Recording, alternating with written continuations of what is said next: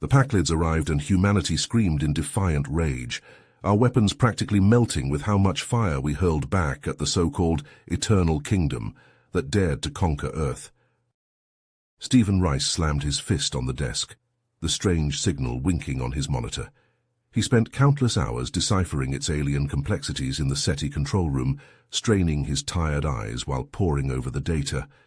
But his burning scientific curiosity turned to an icy stab of fear as the signal's true meaning became clear. It was no mere greeting, but an outright declaration of war and conquest, sent by a spacefaring race called the Packlids. The decoded demands were chilling in their simplicity. Submit to the Packlids' galactic eternal kingdom, or watch humanity be annihilated without mercy. Stephen's fingers shook as he speed-dialed the secure emergency line. "This is Dr. Rice. I have a signal. I think Earth is about to be invaded by aliens." The klaxons started blaring as he sprinted down the hallway, realizing doomsday was on the horizon. The planet devolved into utter chaos. Governments pointed fingers as society teetered on the brink. Some called it a hoax, unable to face the terrifying reality. But Stephen knew the horrible truth, because he'd seen the Packlids' message with his own eyes. As the days turned to weeks with no further word from the stars, he barely slept, surviving on coffee while working frantically to understand their new enemy. The survival of the human species was on the line. Stephen and the emergency task force needed to mount a successful defense, or 8 billion lives would be snuffed out by the looming alien threat. The Eternal Kingdom was coming to conquer Earth, and humanity needed to be ready to fight like hell. The world trembled as the Pack-led armada loomed in the void of space. After 3 months of tense silence, the invaders finally arrived to make good on their sinister threats. The alien warships were colossal nightmares of sleek metal, their hulls bristling with weapons that could scorch Earth's surface in an instant. Humanity's mightiest vessels looked like toys next to the Pack-led dreadnoughts. Another transmission came, the Pack-led's metallic voices echoing through every device on Earth. "You have 24 hours to surrender or watch your cities burn." Chaos erupted across the globe as the ultimatum spread. Mobs took to the streets, some demanding capitulation to spare lives, while others cried out for blood and defiance. Governments wavered between those two terrible choices, indecision paralyzing them. But in hidden bunkers and secret labs, Stephen and his team worked feverishly, scouring the alien signal for any hint of weakness. The clock counted down as they pored over the data, searching for a miracle. With 10 hours left, Stephen burst into the control room, his face pale but eyes blazing with desperate hope. "I've found something. The Pack-led ships, they all seem to rely on one central power nexus, some kind of reactor core. If we could somehow knock it out..." The world leaders were skeptical at first, but with annihilation looming, any chance was worth taking. A frantic plan took shape.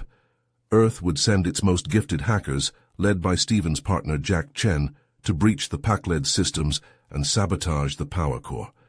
Simultaneously, a ragtag fleet of human ships loaded with the most destructive weapons the nations could muster would hurl themselves at the Pack-led armada.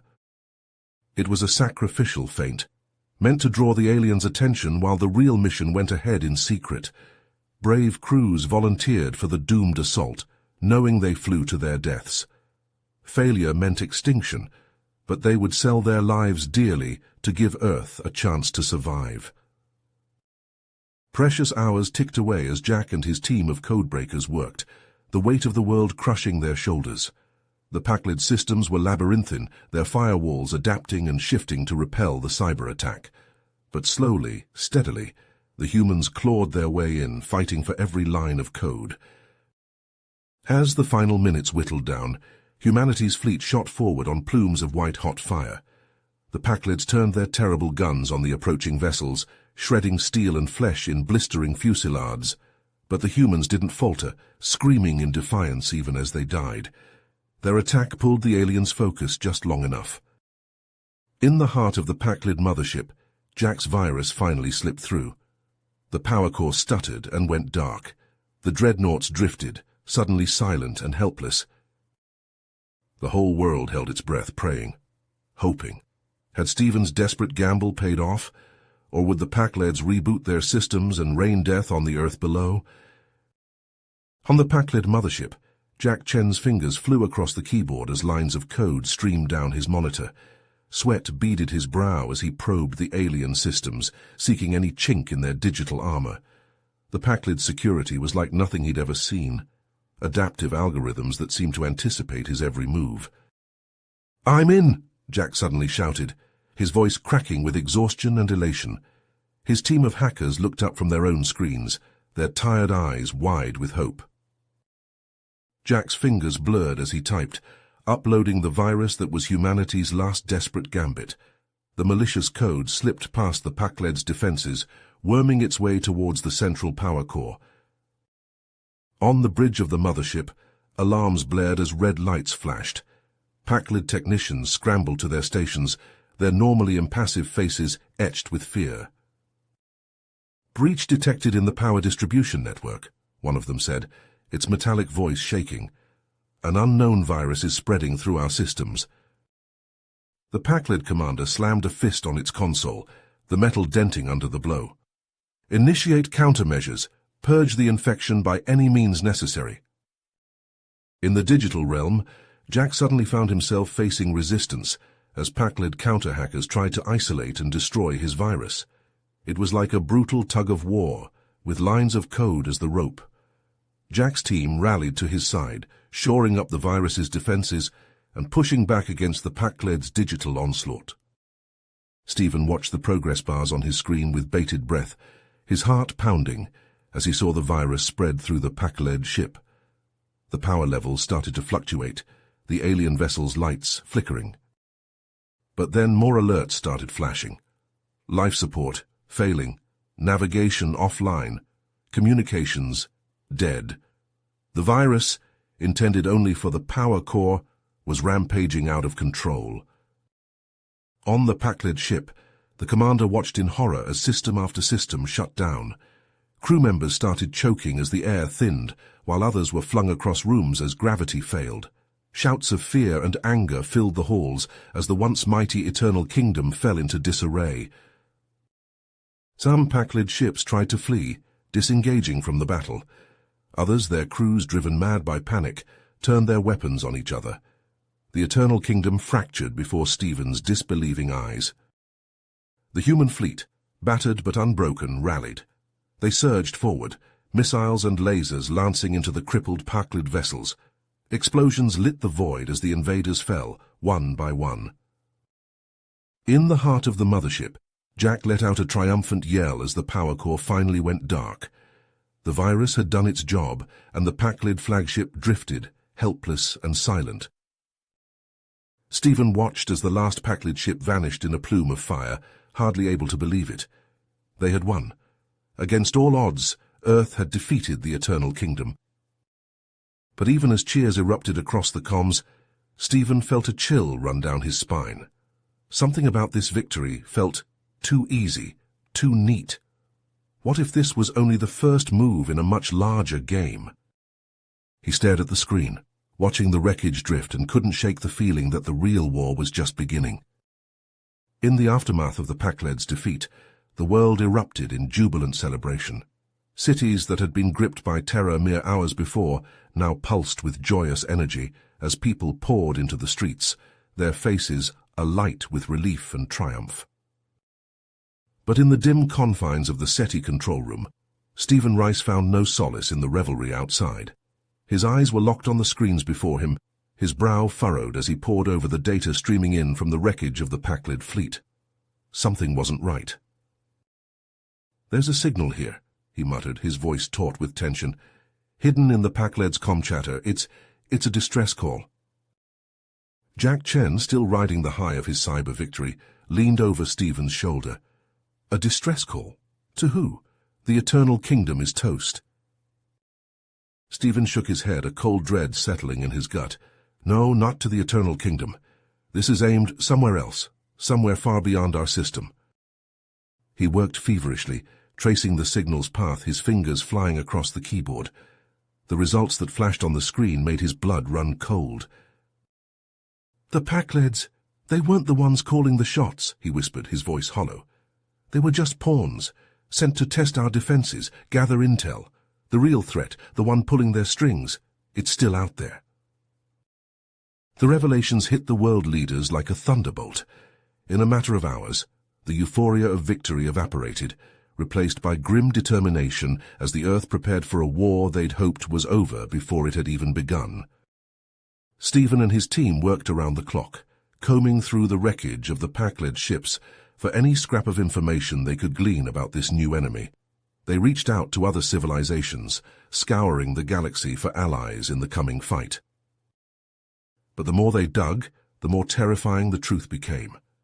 Whispers reached them of an ancient malevolent being known as the Void King, a conqueror of worlds, enslaver of civilizations, a force of utter destruction that had set its sights on Earth.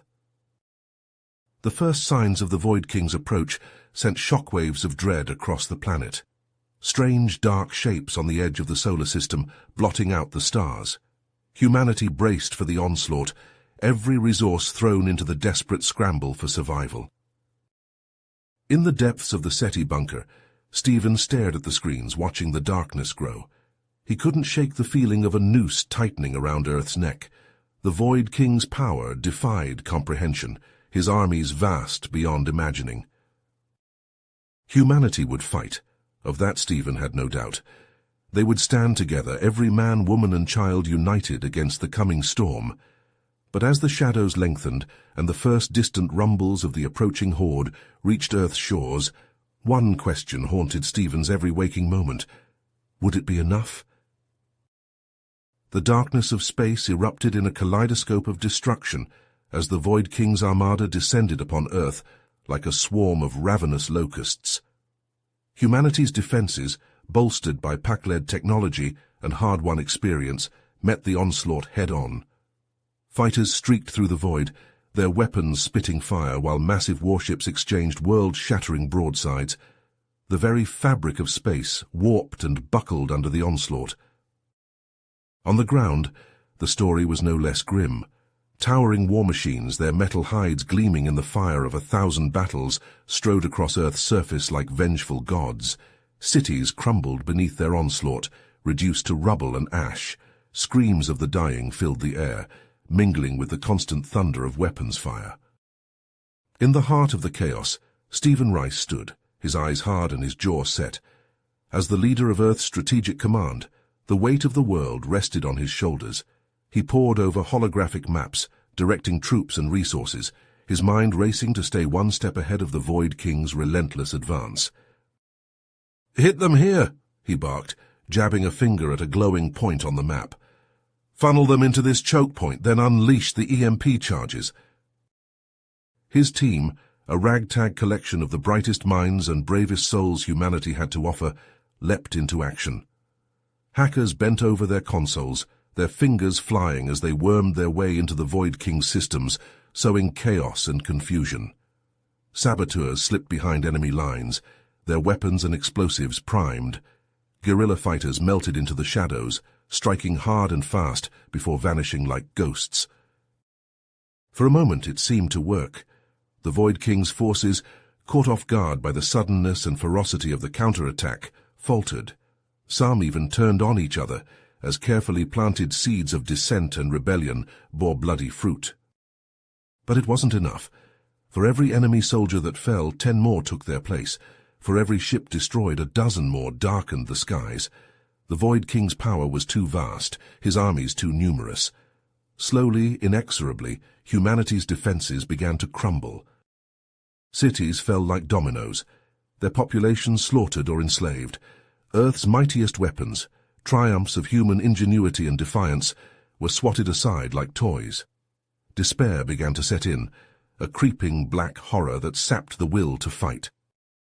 In the command center, Stephen slumped over the map, his face lined with grief and exhaustion, but in his eyes a flicker of desperate hope still burned. He straightened up, his voice ringing out over the din of battle.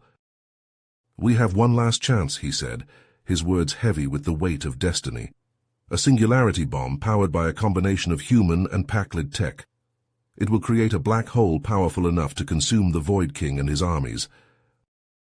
His team exchanged glances, the magnitude of the plan sinking in.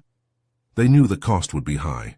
The singularity would not discriminate between friend and foe, human or alien. It would consume all in its path, including a large portion of the Earth and the solar system itself. But what choice did they have? Extinction at the hands of the Void King or a chance, however slim, at survival? As the singularity device was prepared, Stephen gathered a small team of volunteers. They would deliver the bomb to the heart of the Void King's flagship, a suicide mission with no hope of return. They fought their way through the ship, a nightmarish labyrinth of dark corridors and twisted alien technology. The Void King's soldiers came at them in waves, but they pressed forward, driven by a grim determination. One by one, Stephen's team fell, until only he remained. Battered, bleeding, but unbroken, he limped into the Void King's throne room. The alien tyrant loomed over him, a being of pure malevolence and power. His laughter shook the very foundations of the ship as he looked down at the lone human before him. "You have fought well, little one," the Void King rumbled, his voice like the grinding of continents. "Join me and rule by my side, or die, like the rest of your pitiful species."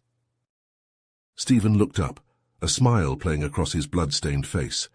In his hand, the singularity device hummed with barely contained power.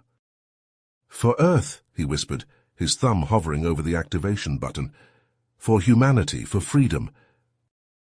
He pressed the button and the world went white. The singularity roared to life, a howling vortex of pure gravitational fury. It expanded, consuming the Void King, his ship, his armies. Stephen closed his eyes, embracing oblivion as the black hole swallowed him whole. From the scattered remnants of humanity, huddled in distant space colonies, they watched as their home was devoured. Tears streamed down their faces, grief and triumph mingled in equal measure. They had won, but the cost had been unimaginable. Earth, the cradle of humanity, was gone, along with billions of lives, an entire civilization reduced to ashes and memory.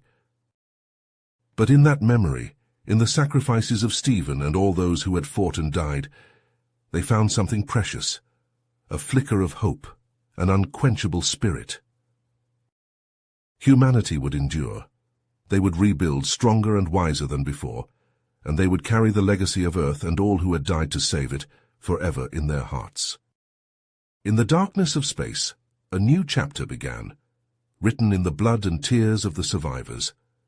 The story of humanity, unbroken and unbowed, marching forward into an uncertain future, guided by the light of hope and the memory of sacrifice. You have reached the end of the story. If you enjoyed this story and want to support us, please leave a like and subscribe to our channel, and for every comment that says 88, I will heart every single one of them. Thank you for your time.